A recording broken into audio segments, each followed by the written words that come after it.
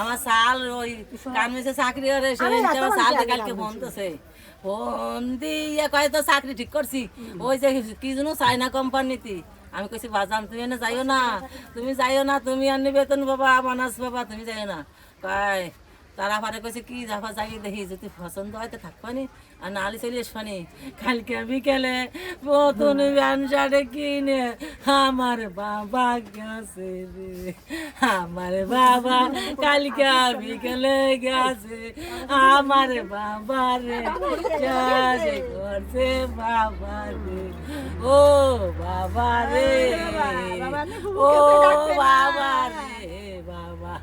আমরা সকাল সেই সময় 5টা বাজে সেই সময় ওই ফুরকানের বাড়ির থেকে ফোন আসছে 5টার দিকে সেই 5টা বাজতে ওই সেই সময় ফোন দিয়েছিল ফুরকানের চাচা। প্রথমে আমার বাবার সাথে কথা কইছে, তার নাম কি আমি সেটা শিওর জানি না। আমার বাবার সাথে প্রথমে ফোন দিয়েছে এক মহিলা, পরে সে ফোন দিয়ে কথা কইছে, তা আমার বাবা আমাকে বলে না। তারপরে আমি ফোন দিছি সে ফুরকানের চাচা ধরছে। 6 মাস আগের মনে করেন আমার বোন এরকম জ্বালা তাপ দিয়ে তো তোমার বোন ফুইলে অনেক মরার অবস্থা গেছিল, বিছনায় পড়ে গেছিল, আমাকে কাউরে জানাইছিল না। পরে এসে আমরা একদিন ভিডিও কলে ফোন দিয়ে পরে ওরকম দেখছি আমি এসে আমার বাড়ি আমার বাপ মা ভাই বোনরা জানাইছি যে আপার এই অবস্থা। পরে ওনরা বাড়ি আনতে দেবে না, আমি ট্রিটমেন্ট করছি, আমি চিকিৎসা করছি, খালি খালি কোনো চিকিৎসা করিনি। হাঁটুরে ডাক্তার দেখাইছে, কয় গায়ে রক্ত নাই, ওরা তো শস্যবান মারছে। আমরা যে কয় জায়গা কবিরাজের কাছে নিছি, কয় যে ওকে শস্যবান মারছে, ও স্বামীর বাড়ির থেকে, স্বামী তিসার আর কার কিনা মারবে। পরে আমরা বলছি যে আমার বোন আমার বউনাইতি জ্বালা তাপ দাইয়ে রে।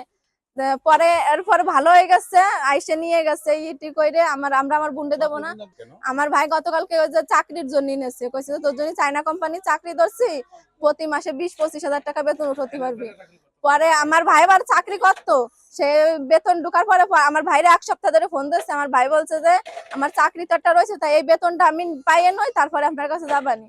আমার আরেক বুনডে যে বোনের কাছে থাকে আর কি চাকরি করে, সেই বোনটা আমার ভাই বলে গেছে যে আপা আমি যাচ্ছি, যদি চাকরি ভালো হয় পছন্দ হয় তাহলে আমি থাকবানি, আর যদি পছন্দ না হয় তাহলে আমি ভোরবেলা আইসে আমি এই চাকরিতে ডিউটি করব সকালে। এর ভিতরে আমাকে ফোন দিয়ে সব জানাচ্ছে। সকালে ওকে বাড়ির থেকে ফোন আসছে যে রসুল কোন জায়গায়, রসুলের কাছে ফোন দে, ও ফুরকানের বাসার সবাই বলে মরে গেছে। পরে আমার বাবা বিশ্বাস করে না, আমরা কেউ বিশ্বাস করি না। তারপরেও আমি আবার ফোন দিচ্ছি ওর বাপের বাড়ি। পরে ফোন দেওয়ার পরে ফুরকানের চাচা ধরছে, পরে দৈরে বলে কি যে তোমরাও যা শুনছো আমরাও তাই শুনছি।